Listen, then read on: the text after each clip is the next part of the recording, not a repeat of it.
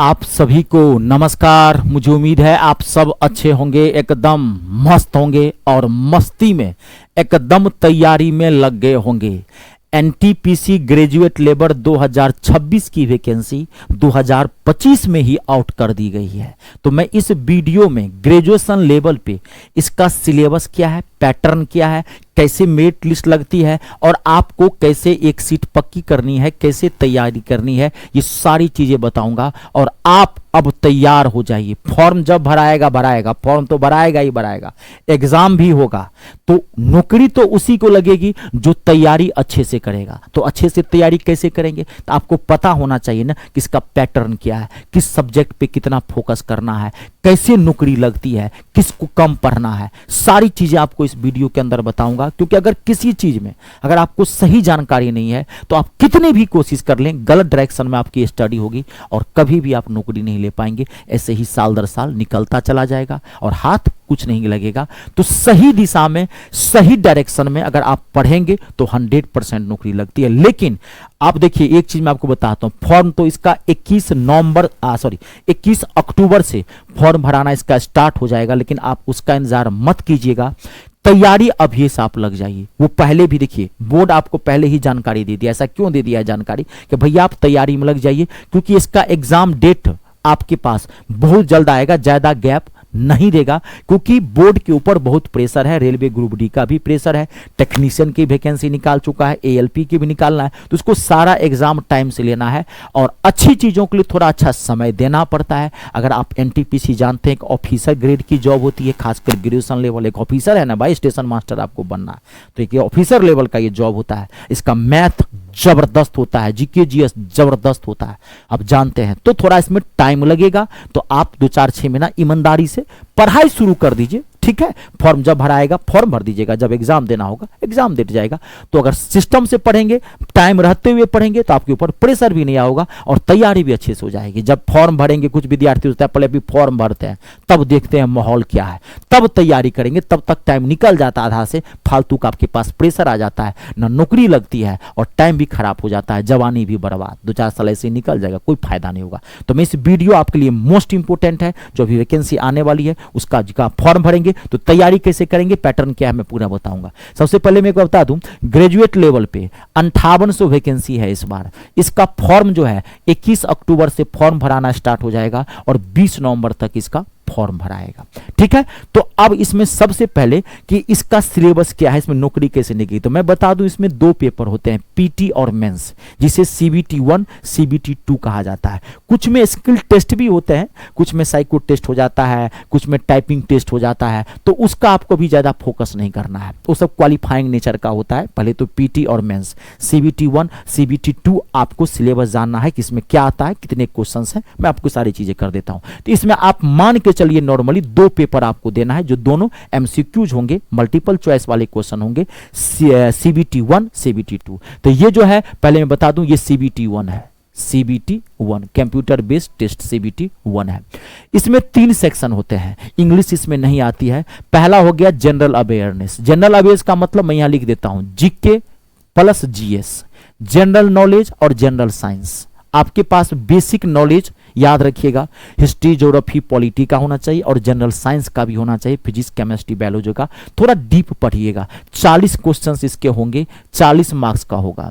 Mathematics सबसे जो most important है और सबसे जो टफ पार्ट होता है इसका, मैथ।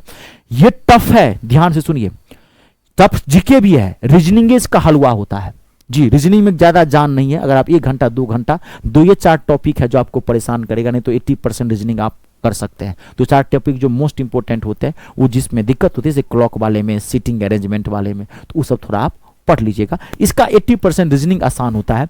30 क्वेश्चंस मैथ के हैं, 30 मार्क्स का होता है। रीजनिंग के 30 क्वेश्चन होंगे, 30 मार्क्स का होगा। मैथ इसका बहुत जबरदस्त होता है, बहुत ही अच्छा मैथ होता है, एडवांस मैथ तक पूछता है। रेलवे अपने मैथ के लिए ही जाना जाता है, मैं शॉर्ट में आपको बता दूं, ठीक है। और रीजनिंग के हो गए 3, कितने हो गए टोटल, 100 क्वेश्चंस होंगे, 100 मार्क्स का हो गया, 90 मिनट का आपको टाइम देगा। और मैं बता दूं, निगेटिव मार्किंग 1/3 होता है। कितना होता है, 1/3 निगेटिव मार्किंग होती है। ये पहला पेपर होगा आपका। सेम सीबीटी 2, ये है आपका सीबीटी 2, सीबीटी सेकेंड है ये। सेम वही होता है, सब्जेक्ट वही होते हैं, जीके जीएस मैथ और रीजनिंग आएगा। इसमें नंबर ऑफ क्वेश्चंस बढ़ जाते हैं, जैसे जनरल अवेयरनेस में 50 क्वेश्चन आएंगे, 50 मार्क्स का होगा। मैथ में 35 क्वेश्चन हो जाएंगे, 35 मार्क्स का होगा। रीजनिंग में 35 क्वेश्चन होंगे, 35 मार्क्स का होगा। 120 क्वेश्चन होंगे, 120 मार्क्स का पेपर होगा। और 90 मिनट का ये भी होगा, इसमें भी 1/3 निगेटिव मार्किंग होगा। तुक्का नहीं मारना है, ये ध्यान रखना है, चाहे सीबीटी 1 हो चाहे सीटी 2। तो आप कहेंगे सर दोनों में फर्क क्या, इसमें भी मैथ रीजनिंग जीके जीएस है और सीबीटी 1 में भी मैथ। तो मैं आपको बता दूं लेवल का फर्क है, ध्यान सुनिएगा। मैथ आपको सीबीटी 1 में भी पूछेगा, सीबीटी 2 में भी पूछेगा, लेकिन सीबीटी 1 में थोड़ा सा लेवल लो होगा, सीबीटी 2 में हर सब्जेक्ट का थोड़ा सा लेवल ज्यादा हो जाएगा, क्योंकि ये मेंस होता है। और फाइनल मेरिट लिस्ट जो बनती है, मैं आपको बता दूं, वो सीबीटी 2 से ही बनती है, फाइनल मेरिट लिस्ट। ये ध्यान रखिएगा, सीबीटी 1 क्वालिफाइंग नेचर का होता है, उसमें जनरल वाले हैं तो 42% मार्क्स उठा लेंगे तो आप क्वालिफाई कर जाएंगे जी। ओबीसी वाले सब हैं 35% करना है, एसटी एससी है 30% करना है, वो क्वालिफाइंग नेचर का होता है। मेन आपका ये होता है। अब इसमें कुछ टाइपिस्ट वाले पोस्ट होते हैं, जैसे जूनियर सीनियर क्लर्क टाइपिस्ट का, अगर टाइपिस्ट वाला फॉर्म भरेंगे तो टाइपिंग आती हो तो तभी वो फॉर्म भरिए, तो टाइपिंग टेस्ट एक हो जाएगा, ये ध्यान रखिएगा। अगर आप टाइपिस्ट वाले फॉर्म नहीं भरते हैं, नॉर्मल फॉर्म भरते हैं, गुड्स गार्ड्स का फॉर्म भरते हैं, स्टेशन मास्टर का फॉर्म भरते हैं, तो फिर वो स्किल टेस्ट आपके लिए टाइपिंग वाला नहीं होगा। फॉर्म भरते समय ये भी ध्यान रखिएगा, टाइपिंग आता हो तभी उसमें पोस्ट दिया रहता है कि टाइपिस्ट वाला पोस्ट है, तो अगर आता हो तब वही भरिए, एक बेहतरीन मौका होता है, क्योंकि सबको टाइपिंग नहीं आती है। ये पेपर कॉमन है होता है, फिर फाइनल मेरिट लिस्ट इसकी लगेगी।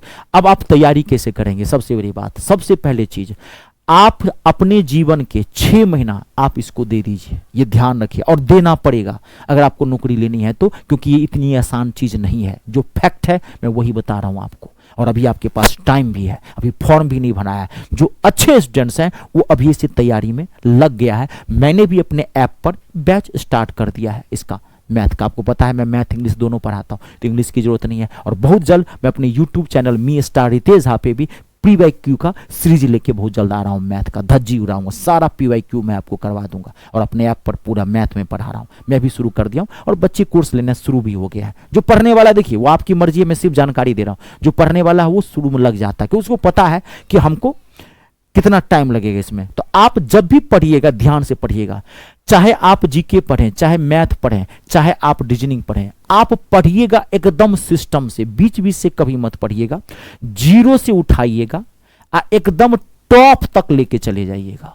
एक एक चीज को सिस्टम से पढ़िएगा, कोई भी सब्जेक्ट के किसी भी चैप्टर को छोड़ना नहीं है, और डीप से डीप पढ़िएगा, समझिए, बीच बीच से कभी मत पढ़िएगा, सिस्टम से एक एक चीज को पढ़िएगा। PYQ पे अभी ज्यादा फोकस मत कीजिएगा, क्योंकि प्रीवियस ईयर क्वेश्चन जो होते हैं ना वो मोटा मोटी आपको ये दिखाएगा कि इस टाइप के क्वेश्चन आते हैं।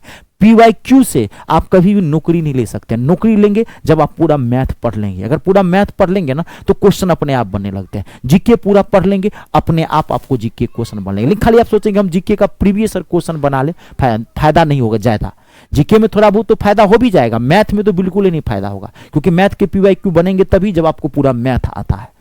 बात को समझ के तो थोड़ा सा सिस्टम से पढ़िएगा। मेरा कहने का मतलब जीरो से उठाइए, सिस्टम से पढ़ते चले जाइए, टाइम दीजिए। जो पेपर वीक आपको लगता है उस पर ज्यादा फोकस दीजिए, जो पेपर थोड़ा स्ट्रांग होगा उसे थोड़ा कम पेपर फोकस दीजिए। रोज का रोज पढ़िए, 2-4-5 घंटे का कम से कम रूटीन बना लीजिए। प्रेशर भी नहीं रहेगा, हल्का रूटीन रहेगा। अभी ये से रखेंगे नौकरी जरूर लग जाएगी। ठीक है, चलिए हमारी तरफ से बेस्ट ऑफ लक है। आप सबको बहुत बहुत धन्यवाद। ईश्वर करे आपके सारे सपने पूरे हों।